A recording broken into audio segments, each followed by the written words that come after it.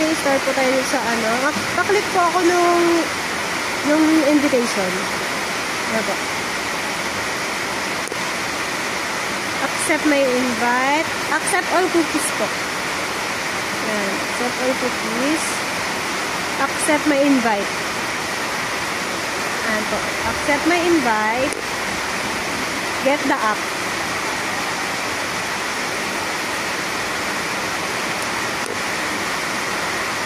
Ayan po. Pa-install po ako.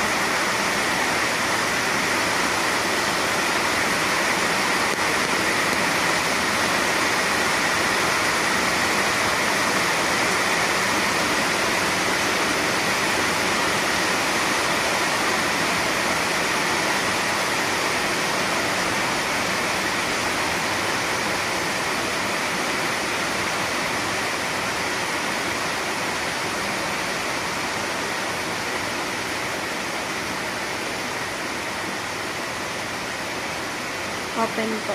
Open. Ayan.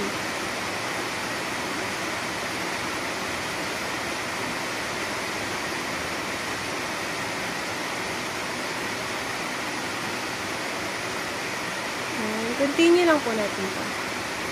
Continue and then I agree. Sign up. Ayan po, pa-agree na lang po ako ng terms and conditions, then sign up.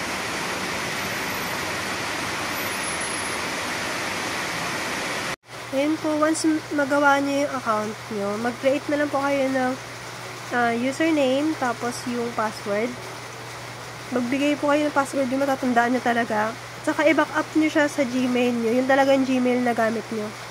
Kasi if ever po na uninstall nyo yun, install nyo lang ulit yung Word app and then tandaan nyo kung saan nyo siya nilagay na email at saka yung password. So, pag andito na kayo mismo sa app, mag-aantay po tayo ng slot. Para mag-antay ng slot, kiklik nyo lang itong settings. Ito, yung settings na dito sa taas. And then, find an orb. Yan po. Find an orb to verify. Ito po yung hanap tayo ng schedule. Kung kailan po yung availability ninyo. Depende po sa inyo kung kailan po yung availability ninyo. Yun po yung isa-select yung schedule.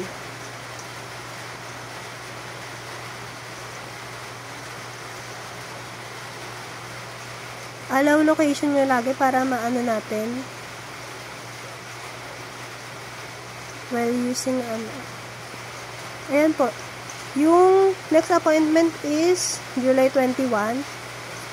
As I said po is kung kailan po yung availability nyo, yun po yung isa-select nyo. Since hindi ko kami available ng July 21, hindi po muna namin ito i-schedule. Pero kapag mag-i-schedule kayo, paunahan po kasi yan. Pag nakita nyo agad na may next appointment na nakalagay, click nyo agad kung available kayo ng araw na yun. O kaya kung hindi naman, may pagpipilian po na date eh. Ayan, kapag nagputi po siya ng ganito, ibig sabihin naubos agad yung slot. Back nyo na lang po ulit, naubos na po agad. Pero sometimes naman po hindi siya, parang naghang lang siya. Ayan po, madalas po, pipili ka dyan kung kailan yung availability mo, pwede naman siya. Pero kung halimbawa parang hang na siya na ganyan, ayaw nyo na mag-proceed. Back nyo na lang kasi naubusan na po kayo ng slot.